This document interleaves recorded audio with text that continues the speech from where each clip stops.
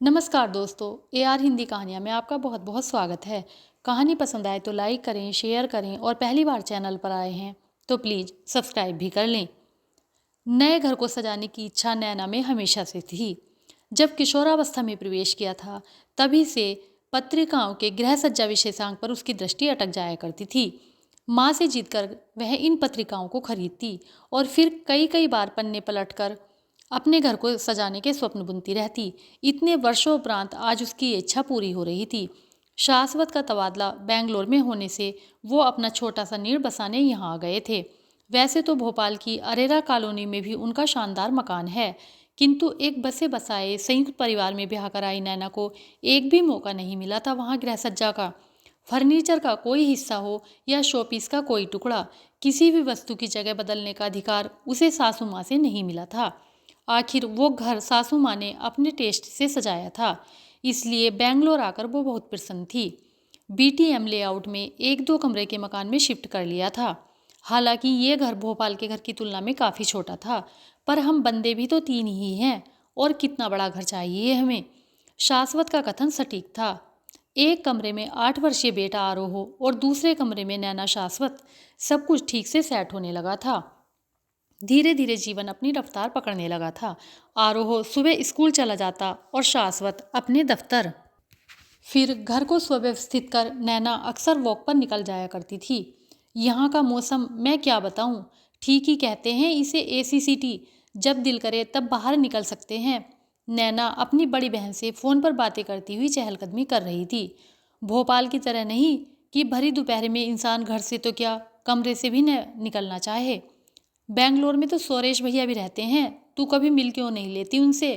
दीदी से ये बात जानकर नैना का मन सोरेश भैया से मिलने का हो आया।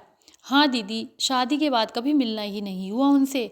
पिछली बार जब मिले थे उनकी शादी में, तब मैं पोस्ट ग्रेजुएशन के आखिरी वर्ष की परीक्षाएं दे रही थी। सोरेश नैना की बुआ का लड़का था। उन दोनों की उम्र में 3 वर्ष का अंतराल होने के कारण उनकी आपस में अच्छी निपटी थी। बुआ काफ़ी दूर दूसरे शहर में रहती थी। फूफा जी का परिवार काफ़ी बड़ा था और सारी जिम्मेदारियां उन्हीं पर थीं, सो बुआ का आना कम ही हो पाता था। 2-3 वर्षों में चक्कर लगता था एक दूसरे के घर का, छुट्टियों में, या कोई शादी ब्याह आ गया तो उसमें सभी की टोली एकत्रित हो जाती थी। बड़े होने तक सभी भाई बहनों की शादियां हो चुकी थी। सोरेश भैया की शादी में नैना गई थी, पर इसकी शादी में सोरेश विदेश गया होने के कारण आ नहीं पाया था। फिर सभी अपनी अपनी ज़िंदगी में व्यस्त हो गए। आज ये पता चलने पर कि वो भी इसी शहर में है, नैना को यह शहर कुछ अपना सा लगने लगा था। उसी दिन बुआ को फ़ोन किया और सुरेश का नंबर ले लिया। पहचानो कौन बोल रही हूँ। बाल सुलभ हंसी ठिठोली करने लगी नैना फ़ोन पर। आप ही बता दीजिए, हम तो आपकी आवाज़ सुनकर ही हार बैठे हैं। सुरेश की आवाज़ पहले के मुकाबले परिपक्व प्रतीत हो रही थी, किंतु उसके बात करने का रंग ढंग नैना को किंचित अजीब लगा। न जाने क्यों, पर उसके जहन में फिल्मों के पुराने विलेन रंजीत की छवि अवतरित हो गई, मानो वो मुंह बिचकाए अपनी गर्दन पर हाथ फिराते हुए ये कह रहा हो। बात को लंबा न खींचते हुए नैना बोल पड़ी, सोरेश भैया, मैं नैना, मैं अब बेंगलोर में रहने आ गई हूँ। पता चला आप भी यही रहते हैं, सो फ़ोन घुमा डाला। ओहो नैना तुम। शायद सोरेश नैना की आवाज़ से भ्रमित हो किसी और को समझ बैठा था। कैसी हो, कहाँ रह रही हो, तुम्हारे दूल्हे मियाँ कहाँ काम करते हैं, और दोनों का काफ़ी अरसे से छूटा हुआ तार एक बार फिर जुड़ने लगा। नैना ने अपने घर का पता बताया तो सोरेश बोला, मेरा ऑफिस कुछ खास दूर नहीं है, चल आता हूँ तुझसे मिलने अभी। अभी? नैना का चौंकना स्वाभाविक था। शाम को आओ ना भाभी और गुड़िया को लेकर, इनसे भी मिलना हो जाएगा। तेरे इनसे भी मिल लेंगे, पर अभी तुझसे मिलने का मन हो रहा है, देखूं तो सही इतने सालों बाद कितना बदल गई है। क्या अब भी माथे पर गिरती अपनी लट को फूंक से उड़ाती हैं? सोरेश की बात से नैना के मस्तिष्क पटल पर लड़कपन की स्मृतियां तैरने लगी। सोरेश एक छोटे कस्बे में रहता था और नैना महानगर में ही पली बढ़ी थी। उसकी स्टाइल से सोरेश सदैव प्रभावित रहा था। जब भी मिलता और नैना उसे हेलो हाय करती, तब हमेशा कहता, जरा फिर से हाय बोल कर दिखा, तेरे मुंह से बहुत अच्छा लगता है। सोरेश को अब तक याद है कि नैना माथे पर गिरती अपनी लट को फूंक से उड़ाती थी। ये सोचकर उसे हंसी आ गई। कुछ ही देर पश्चात घंटी बजी तो नैना समझ गई कि सोरेश भैया होंगे। उनके आने से पूर्व उसने भोजन की तैयारी कर ली थी। फटाफट आलू टमाटर की तीखी रसेदार सब्जी और मिक्स वेज बना डाली थी। आटा भी मलकर रख दिया था, बस रोटियां सेकना बाकी था। इन्हीं सभी कामों को निपटाते उसे लिपस्टिक लगाने तक का समय नहीं मिला था। बालों को जूड़े में बांधते हुए उसने दरवाज़ा खोला। सुरेश भैया समकक्ष खड़े थे। काफ़ी बदलाव आ गया था। उनमें बाल उड़ गए थे, उनके चेहरे पर परिपक्वता आ गई थी और चश्मा भी लग गया था। भैया कहते हुए नैना जैसे ही आगे बढ़ी, सुरेश ने लगभग खींचते हुए उसे अपने बाहुपाश में जकड़ लिया और फिर इतना कसकर गले लगाया कि उसकी ब्रा का हुक उसकी पीठ में धंस गया। उसने सुरेश की मुट्ठियों को अपनी पीठ पर महसूस किया, जैसे वो उसे सुरेश की छाती में चिपकाए डाल रहा हो। नैना कसमसा उठी। ये क्या तरीका है मिलने का? कोई भाई बहन ऐसे गले मिलते हैं भला? जैसे ही वो छिटक कर दूर हुई, सुरेश हंसते हुए सोफे पर विराजमान हो गया। और सुना, क्या हाल चाल हैं तेरे? यहाँ कैसे आ गई? हमने तो भोपाल में ब्याही थी। सुरेश सामान्य ढंग से बातचीत करने लगा। नैना ने अपना मुंह ठीक किया। सोचा, शायद इतने वर्षों से संयुक्त परिवार और एक बी ग्रेड शहर में रहने के कारण वो हर चीज़ को संकीर्णता से देखने लगी है। उसने वर्षों बाद मिले अपने भाई से खूब गप्पे लड़ाई, उन्हें खाना परोसा और अपनी शादी का एल्बम भी दिखाया। जल्दी ही फिर मिलने का वादा कर सुरेश चलने को तैयार हुआ। नैना उसे विदा करने लिफ्ट तक आई। एक सेल्फी तो बनती है, कहकर सुरेश ने नैना के साथ 2-3 सेल्फी ली। जाने से पहले एक बार फिर सुरेश ने नैना को अपने सीने से एक में कर लिया। एक बार फिर नैना को सुरेश की मुट्ठियों का धमका महसूस हुआ। क्या ये गलतफहमी है या फिर? नैना एक अजीब उलझन अनुभव करने लगी। बरसों बाद मिला भाई, उसके बारे में ऐसी शंका अपने पति से बांट भी नहीं सकती थी। कमरे की बत्ती बुझा जब नैना बिस्तर पर लेटी तो उसके मन मस्तिष्क में जो कीड़े कुलबुला रहे थे वो और तेजी से हरकत में आने लगे।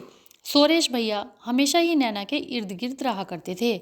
उसे याद आने लगी मम्मी की चिड़चिड़ाहट। ये सुरेश तेरा हाथ क्यों पकड़े रहता है? किशोरावस्था में उसे मम्मी की ये सोच कितनी ओछी लगती थी। सुरेश का सदा उसकी प्रशंसा करना, उसकी अदाओं की तारीफ के पुल बांधना, उसे अपनी गर्लफ्रेंड्स के किस्से सुनाना नैना को कितनी भाती थी। इतनी तवज्जो। एक फिल्मी रील की तरह पुरानी बातें उसकी आंखों के सामने प्रतिबिंबित होने लगी। जब दीदी की शादी में सुरेश भैया आए थे, तब मिलते ही उन्होंने हाथ आगे बढ़ाया था। ओए ओए हैंडशेक। हंसते हुए नैना के हाथ मिलाने पर उन्होंने अपनी एक अंगुली नैना की हथेली में धंसा दी थी। अटपटा सा लगा था तब भी उसे। फिर कई बार उन्होंने ऐसा ही किया था। ऐसे ही जब नैना उनकी शादी में शामिल होने गई थी, तब हल्दी की रस्म के दौरान जब नैना उन्हें हल्दी लगाने आई थी, तब सुरेश भैया ने अपने हल्दी लगे गालों को नैना के गालों से रगड़ दिया था। तब उसकी किशोर बुद्धि इन हरकतों को खेल समझती रही, किंतु आज शादी के इतने समय उपरांत ऐसे कार्यकलाप उसे जच नहीं रहे थे। अगले पक्ष में नैना को सहपरिवार सुरेश व उसकी पत्नी अपूर्वा ने अपने घर आमंत्रित किया। आरोह, शाश्वत तथा नैना उनके घर पहुंचे। सुरेश एक उच्च पदाधिकारी था, सो उसका घर भी उसकी वस्तु स्थिति का अच्छा झरोका था। कोरमंगला में स्थित शोभा बिल्डर द्वारा निर्मित ऊंची इमारतों में से एक। अपूर्वा भाभी ने घर बहुत ही टेस्टफुली सजाया था। उनके घर की साज सज्जा, उनका फर्नीचर, दीवारों पर टगी सिग्नेचर चित्रकारियाँ, सब ने नैना का मन मोह लिया। वाह भाभी, कितना सुंदर कर रखा है आपने घर। घर में प्रवेश करने पर नैना और अपूर्वा ने एक दूसरे को आलिंगनबद्ध किया। नैना फिर सुरेश की ओर अग्रसर हुई। वो देखना चाहती थी कि सुरेश का उसे गले लगाने का ढंग आज परिवार की मौजूदगी में भी वैसा ही है या कुछ अलग। लेकिन आज तो सुरेश ने उसे गले लगाया ही नहीं, केवल उसके कंधे पर हल्के से थपथपाया और आगे बढ़ गया। आज सुरेश उसकी तरफ देख भी नहीं रहा था, अपितु आज वो सबके समक्ष अपनी पत्नी को देख देख कर मुस्कुरा रहा था। कभी अपूर्वा के कान में होले से कुछ खुसफुसा कर कहता और हंस देता, तो कभी उसका हाथ थामकर अपने कंधे को उसके कंधे से टकराता। घर लौटकर शाश्वत कहने लगे, तुम्हारे भैया भाभी में बड़ा प्यार है। देखकर लगता ही नहीं कि शादी को इतने बरस बीत चुके। लगता है जैसे आज भी हनीमून चल रहा हो। बीबी को खुश रखने का मंत्र आता है उन्हें। नैना का मन सुरेश की तरफ से कसैला हो चुका था। अकेले में कुछ और व्यवहार और पत्नी व परिवार के समक्ष कुछ और। इसका अर्थ तो शीशे की भांति पारदर्शी है। सुरेश भाई बहन के रिश्ते को ताक पर रखकर मौके का फायदा उठाता रहा है और नादान नैना उसकी मंशा समझ नहीं पाई। माँ ने इशारा दिया तब भी नहीं। उसके परिवार में ऐसी बातें खुलकर नहीं की जाती थी, तो माँ ने भी कुछ खुलकर नहीं कहा। आज वो और सुरेश एक ही शहर में हैं, तो मिलना जुलना होता रहेगा। ऐसे में कसैले मन से वो कैसे मिलती रहे उससे। किंतु दुविधा ये थी कि साफ तौर पर कुछ हुआ भी तो नहीं था, इसलिए कुछ खुलकर कहा भी नहीं जा सकता था।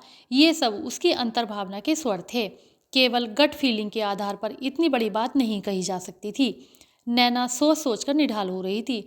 नैना सोच में पड़ गई कि कुछ आपत्तिजनक घटना नहीं घटी है और एक रिश्ता है तो जीवन में मिलना पड़ेगा, लेकिन अब वो किसी संकोच, किसी गलतफहमी का शिकार नहीं बनेगी। कुछ दिनों पश्चात रक्षाबंधन का त्योहार आया। एक ही शहर में होने की वजह से नैना सहपरिवार त्योहार मनाने सुरेश के घर पहुंची। अपूर्वा ने सारी तैयारी पहले से की हुई थी। सुरेश और अपूर्वा की बेटी गुड़िया ने नैना और शाश्वत के बेटे आरोह को मिठाई खिलाई और राखी बांधी। आरोह ने अपनी बहन को तोहफा दिया। फिर नैना ने सुरेश को राखी बांधी। सुरेश अपनी जेब से रुपये निकाल नैना को देने लगा। अपूर्वा और मिठाई लाने रसोई में गई तो मौका पा नैना ने अपने दिल की बात सुरेश से कह डाली। सुरेश भैया, मुझे आपके पैसे नहीं चाहिए, मुझे आपसे अपनी रक्षा का वचन भी नहीं चाहिए, वो मैं स्वयं कर लूँगी। मुझे आपसे बस ये वचन चाहिए कि आप हमारे रिश्ते की मान मर्यादा बनाए रखेंगे। कुछ ऐसा था नैना की दृष्टि में जिसने सुरेश की नज़रें झुका दी। बिना कहे ही सब कुछ कह गई थी वो। एक रिश्ता टूटने से बच गया था और बिगड़ने से भी। दोस्तों, कहानी सुनने के लिए आपका बहुत बहुत धन्यवाद।